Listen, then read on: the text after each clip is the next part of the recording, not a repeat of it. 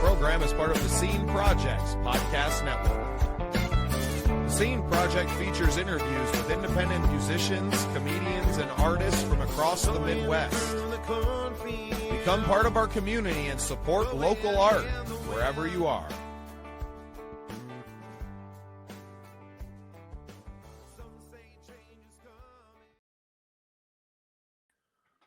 Welcome into another exciting episode of The Scene. I'm your host, Bubba Startz, and with me today from Source of Sources, Peter Shankman. Peter, welcome to the show. Good to be here. Thanks for having me. Well, I'm excited to chat with another community builder. I've been using your platform for the last couple of weeks. It's really been a game changer for us here at the Scene Projects. But before we get into all of that, I'd love to just kind of give you the floor and let you give us a little bit of your backstory.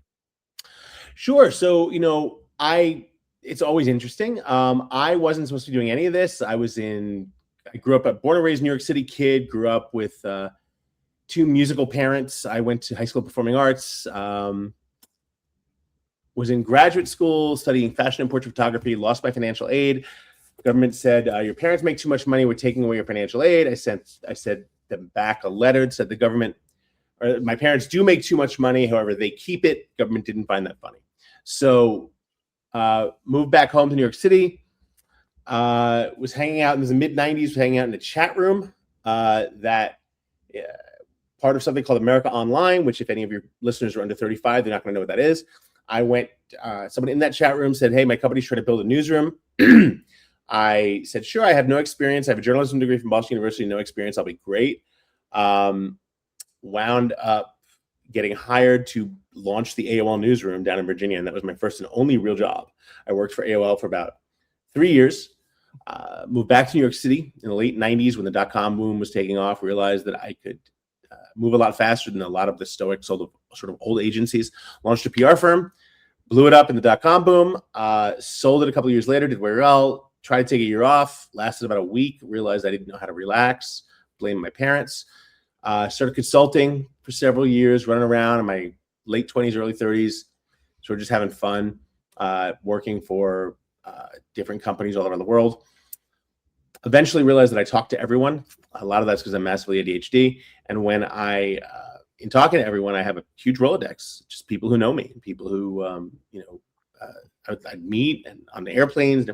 So finally, journalists just started saying, hey, you know everyone. I'm doing a story on whatever. Who do you know? And that led to my building a database called, at the time, Help a Reporter Out. Now it's Source of Sources. And essentially, this database was filled with hundreds of thousands of people I'd met over the years. And it kept growing and growing. And when a journalist needed a source on deadline for any media outlet, New York Times, Wall Street Journal, Oprah, whatever, they'd use my service. And it was totally free on both sides. It still is. Eventually, I sold it and took some time off, wrote some books, got married, had a kid, got divorced, still have the kid. Journalists kept calling me and sources kept calling me, hey, that thing you built that's not as great anymore now that you're not running it, would you ever consider starting it again? I said, no. And eventually they bothered me enough that I said yes.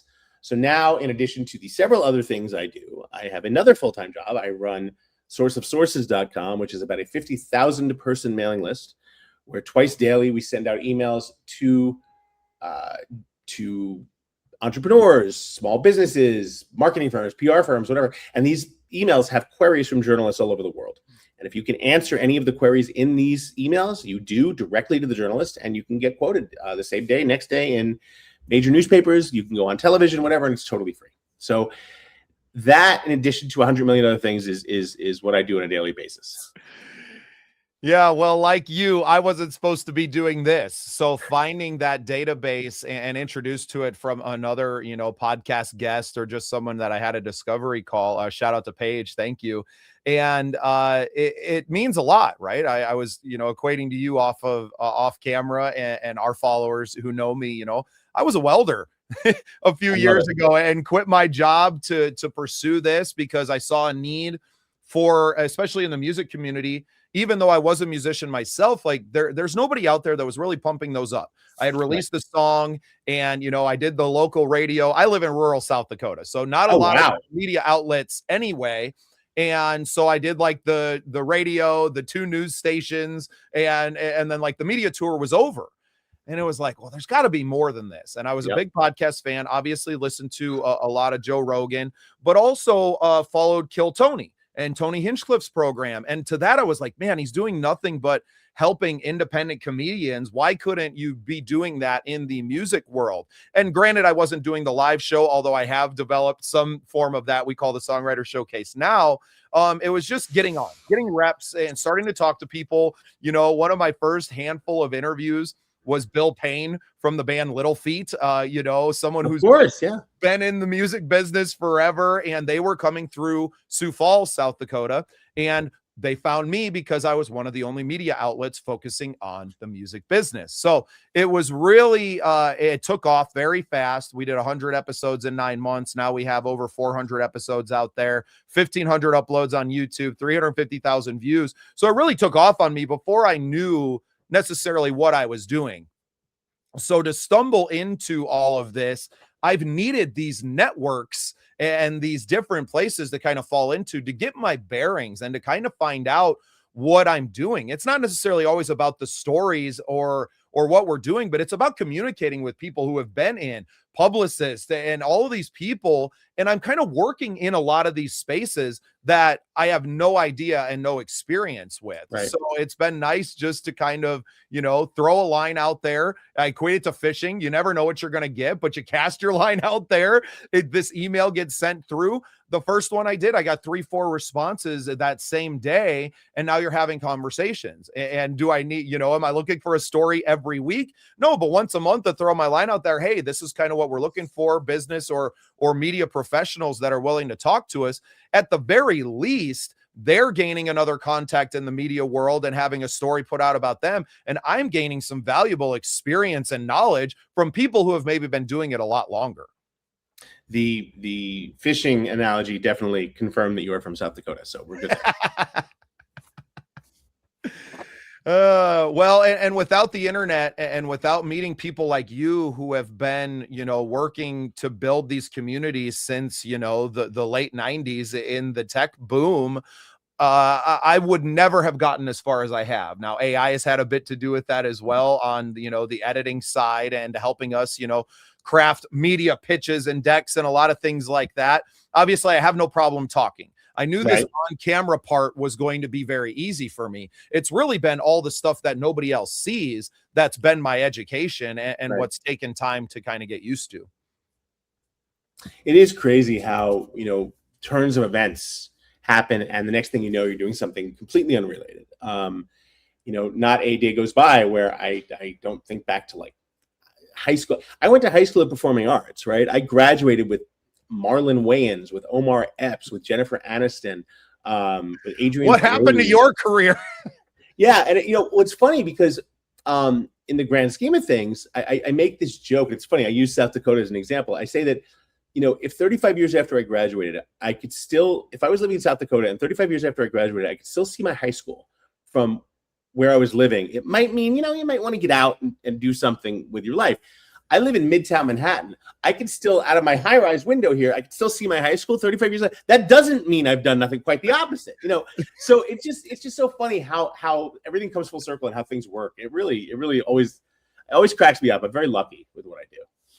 Yeah, and I don't live in my hometown, but we live in my wife's hometown, and now she works at the school that she went to school at. She's a special education teacher, and you know, and she loves it. And for me, I've been all over. I might have grown up in South Dakota, but you know, at 18, I read Kerouac's On the Road, and already being a guitar player at that point, I was like, yeah, I think I'm just going to throw this thing on my back and hit the West Coast. And I'd done that. And I was selling magazines door to door. And, you know, I spent a year in Mexico, you know, on the run from some legal troubles. And I've lived this massive life. And for me to kind of come back now and to live the small town life where I get to walk my wife to school, you know, my kids to school, and my wife to work every day, and to be very small, but I still get to go out on the road and tour, and I get to visit these major markets and hang out. I would never want to live there. You know, our mortgage is $600 a month. I prefer that.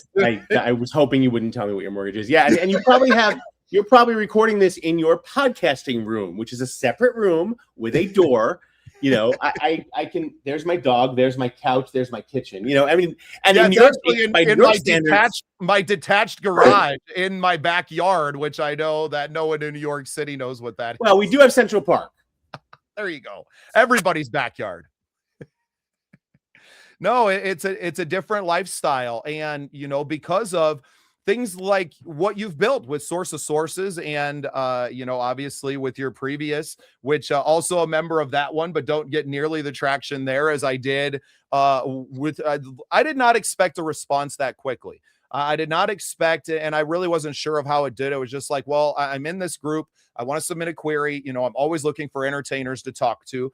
And it was within minutes. Yeah. Within minutes of seeing the email go out with my query in it and immediately getting responses like, oh, this thing works and works really well. Be good. This is a powerful tool. Be careful how you use it because, you already have a busy schedule, sir. So let's not, and not to flood what you're doing, but it's incredible. It's incredible to see it work, the daily emails that go out and to see everyone who's looking for it. And I'm going to be more than willing to answer any of those for, things that I fit in. And it's really become a really, a vital part of my morning to kind of get out there and to see what other people are talking about.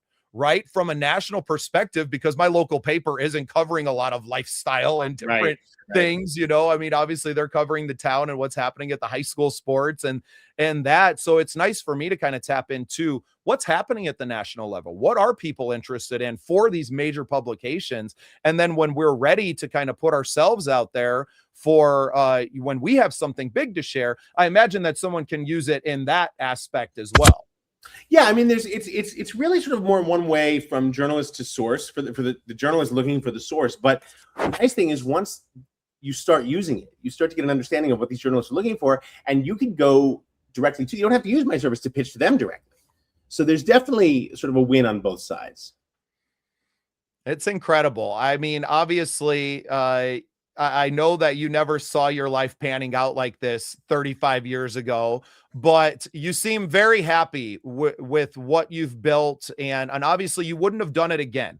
Having built it, sold it, you obviously enjoy the community building part of it, right? Is there, kind of talk about that, because I'm the same way. I don't even really know what I'm doing. It's just, it's who I am. I'm always talking to someone. My wife laughs because she's not like that at all. And she's like you will find someone to talk to everywhere we go. And, now it's kind of part of my job, but talk about that aspect and the passion for that specifically.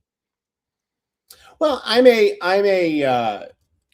massive ADHD, right? So because of that, I talk to everyone. And when I realized that I actually could be a gift if I just shut up for a while and listened, that's where things started really blowing up. When I understood that I could actually, that's what created this amazing database. That's what gets me the people in my life, oh, call this guy or call that guy. Everyone wants to be that guy that has a guy for whatever it is you need. I have a lot of guys and girls, people who I know who have, I've met in one way or another, usually on an airplane or, at a hotel lobby or whatever. And from that, it's nice to have those connections. And my logic has always been, if you've had any modicum of success in your life, you have a responsibility to send the elevator back down. And I truly believe that. And so I've always tried to do that. My first company, all my companies have really been trying to help people. I've written several books on ADHD and sort of how I use it to my advantage. And one that I wrote about 9 years ago is still in print and still being printed, called Faster Than Normal, published by Random House. And at least 2 or 3 times a week, I get an email from people. Oh my God, this is the first book I've ever read that tells me I'm not broken, and thank you so much. There's enough, pardon the expression, bad shit in the world. If you have the ability to put out some good stuff, you really should. I couldn't agree more. I mean, obviously, I'm running this show, producing it myself on StreamYard. I do this. I have 13 shows on my 4 networks, and probably doing too much. And a lot of people couldn't handle one of these. But it's very important to me to kind of use that as a superpower. If you have the ability to do all of these things, this morning I was editing a video for a show we have coming up on Valentine's Day and doing that. And then I'm getting behind the camera and doing this and producing the show. And later today, I'll have meetings on this. I'm wearing many hats all the time. I never considered a detriment. Now, I've never been diagnosed ADHD, but they put me in gifted classes when I was in second grade because they're like, look, you can't just talk to everyone.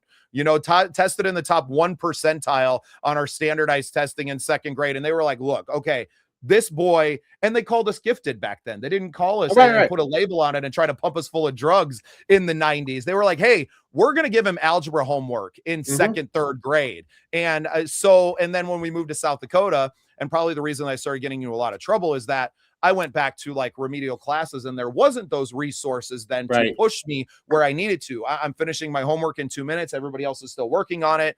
And I'm not being challenged. And I feel like it's so important these days to let people know that like you are not broken just because you operate differently than what the standards of society are. It's just that no one's told you that you're special in a good way, not like, not short bus special off the wall. So I wrote a kid's book called The Boy with the Faster Brain.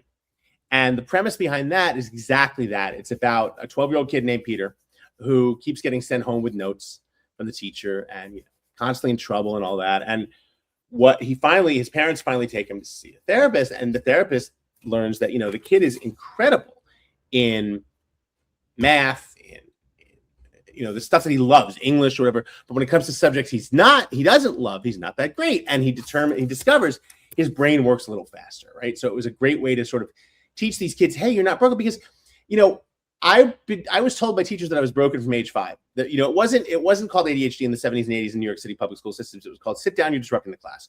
And so when you spend the first 20 years of your life being told you're broken, you spend the next 30 in therapy trying to undo that. So if I can help one kid not have to do that and maybe start a little earlier and to understand they're great, that's a win all around. So that's kind of why I do what I do. I think my cat has ADHD. She's knocking over everything. She's getting a little stir crazy. All cats have ADHD, but they also don't give a shit. I've had cats my whole life, and they literally watch you, and I'll be sitting there, and the cat will be right on the counter, staring at me as she knocks a glass mug off the counter and watches it shatter. Just stares at like, what are you gonna do? You're not gonna do anything. Sit there. So what are you gonna do? Throw me out? Yeah, you're gonna not feed me. Exactly. Yeah. Now thanks to my daughter, I have a rescue dog who has been trained by the cat, and essentially I've never met a dog who, when you get out of bed, pulls the covers up and stays in bed. He's a cat. He's literally sleeping on the couch right here. It's amazing. So great. Well, I know that you're doing, you're a public speaker. You obviously have all of the books and everywhere. Is there a website that people can find out about that? And then obviously pitch Source of Sources as well. Sure. So Source of Sources is just sourceofsources.com. You can sign up there. It's totally free. My life is at shankman.com, shankman.com, just my last name. I'm at Peter Shankman on all the socials except for Twitter. I gave that up about 3 years ago because it's ick. But I'm everywhere else. I have a pretty big Instagram, which tend to be either me complaining about training for some triathlon or marathon or bodybuilding something, or reels of me traveling with my daughter. So I try to have a lot of fun. But yeah, I'm very easily available online. You can find me. And I do respond to all my own emails. My assistant doesn't let me book my own calendar, but I do respond to all my own emails.